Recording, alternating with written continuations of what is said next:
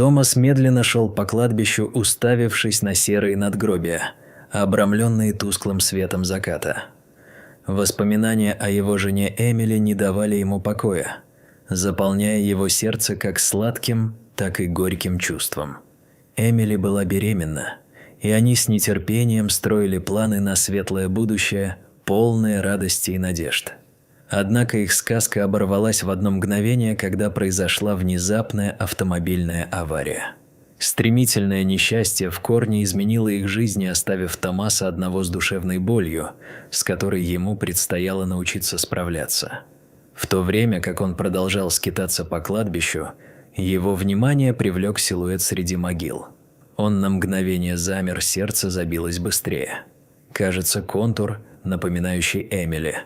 Но тут же он усомнился в реальности этого видения. Силуэт исчез, как будто не был там вовсе. Тем не менее, ощущение нарастающей тревоги не покидало Томаса. Он начал чувствовать, что существует нечто большее, чем просто банальное горе, связанное с потерей любимой. Чувство чего-то нехорошего не отпускало его, и он не знал, как разобраться в этой неопределенности. Позже, в своем доме, он принял решение напечатать фотографии Эмили, чтобы украсить ее могилу. Каждый снимок был наполнен воспоминаниями о их последнем отпуске и мечтах о будущем, которые теперь казались совсем недостижимыми. При воспоминаниях сердце Томаса сжималось, а видение силуэта продолжало страдать в его подсознании. Каждый новый взгляд на эти фотографии вызывал смесь радости и горечи, заставляя осознавать масштабы утраты, которые он не мог до конца постичь.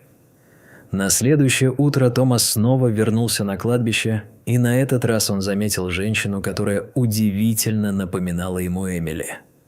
Однако, когда он подошел ближе, разочарование охватило его, когда он осознал, что это не его жена.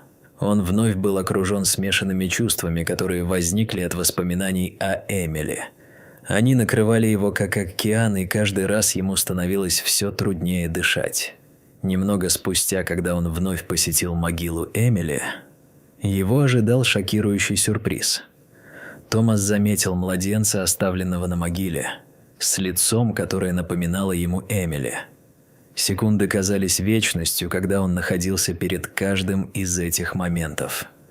Вместо того, чтобы немедленно позвонить в полицию, его решимость овладела им, и он решил разобраться в ситуации самостоятельно. Инстинкты шептали ему, что это связано с Эмили, и он не мог просто так оставить это без внимания.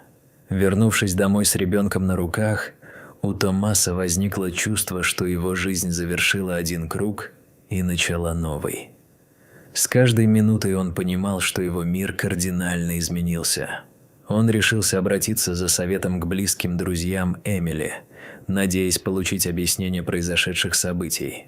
Он надеялся, что они помогут ему разгадать эту серию необъяснимых совпадений и откроют неведомую правду об Эмили. Пока он искал ответы, он наткнулся на записку, спрятанную в одеяле младенца. С каждым новым словом, которое он читал, его сердце замирало. Записка содержала поразительные откровения. Эмили была жива и, как ни странно, стремилась защитить их ребенка.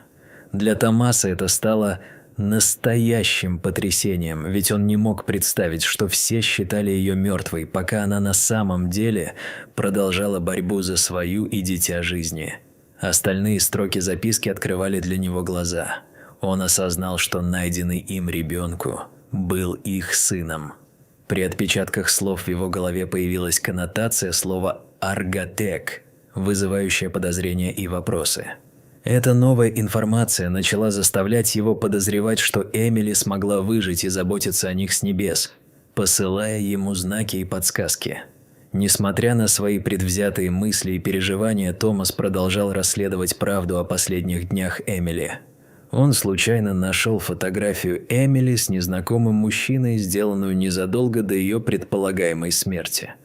Эта находка только усилила его подозрения. То, что Эмили скрывала от него, стало все более очевидным, и ему необходимо было узнать, что именно она знала, прежде чем это забрало бы у нее жизнь. Покидая рядом друзей Эмили, Алекса и Клэр, Томас встретился с ними, чтобы обсудить все последующие события. В ходе беседы они подтвердили, что Эмили была беспокойна о своей работе в Арготек. Обсуждая детали, они упомянули, как она обнаружила незаконные транзакции и кражу данных, после чего решила действовать. Эти откровения только усилили его убежденность в том, что Эмили могла оказаться в большой опасности. Оказалось, что Эмили собирала улики и чувствовала угрозу, защищая своего еще не родившегося ребенка. Как истинный борец, она разработала план по выживанию, чтобы защитить ребенка и разоблачить преступления, совершаемые Арготек. Теперь для Томаса было важно узнать все детали, которые мог бы рассказать его любимой, чтобы вернуть ее и восстановить справедливость. Клэр и Алекс согласились помочь Томасу в поисках Эмили, и команда начала собирать все улики, чтобы разгадать таинственную историю. Этот процесс обрел реальный смысл для Томаса, который понимал, что его отецкий инстинкт требует действовать, даже если он полон страхов и сомнений. Каждое новое обнаружение становилось началом кризиса, и Томас понимал, что его опасное путешествие только начинается. Однажды он нашел потайное отделение под столом Эмили, из которого извлек USB-накопитель. На нем находились зашифрованные документы, которые раскрывали серьезные корпоративные махинации Арготек. Эмили явно оставила предупреждение о необходимости защитить семью, и это еще больше упрочило его решимость докопаться до сути происходящего. В сердце его росло опасение, что время истекает, и он принял решение не откладывать свои действия. Прочитав документы с USB-накопителя вместе с Клэр и Алексом, команда понимала, что Эмили занималась важным делом в Арготек, что может привести к ее исчезновению. В ту же минуту у Томаса сформировалось новое назначение – обратиться к Саймону Блейку, который мог помочь разобраться в ситуации и разгадать более глубокую правду о корпорации. Тем не менее, в процессе наблюдения Томас заметил черный седан, который выглядел подозрительно и явно наблюдал за ними.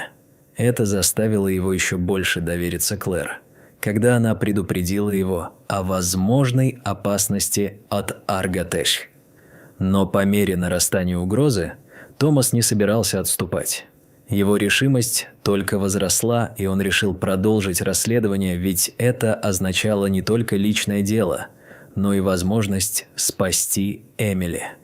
Вернувшись домой, он обнаружил разгром. Каждый предмет был сброшен, а все вокруг выглядело так, как будто кто-то искал что-то важное. Однако USB-накопитель оставался нетронутым, что Томас воспринял как угрозу – послание от Арготек, желающего заставить его замолчать. И в этот момент он получил удивительный угрожающий звонок, требующий немедленно прекратить расследование. Решившись незамедлительно встретиться с Саймоном Блейком, Томас передал все документы, надеясь, что они помогут раскрыть всю правду. Вскоре стало очевидно, что Арготек был замешан в многоуровневую коррупцию. Однако самая страшная новость ждала его впереди. Он узнал, что брат Эмили, Джеральд, был связан с Арготек. Это открытие поставило Томаса перед новыми сложными выборами, непростыми решениями. При встрече с Джеральдом возникает неожиданная правда. Джеральд признается, что помогал Арготек следить за Эмили, опасаясь, что она узнала о незаконных действиях. Он объяснил, что она работала над проектом, который потенциально мог разоблачить всю деятельность Арготек. Мысль о том, что его брат не понимал истинного масштаба происходящего, заставила Томаса почувствовать одновременно гнев и горечь.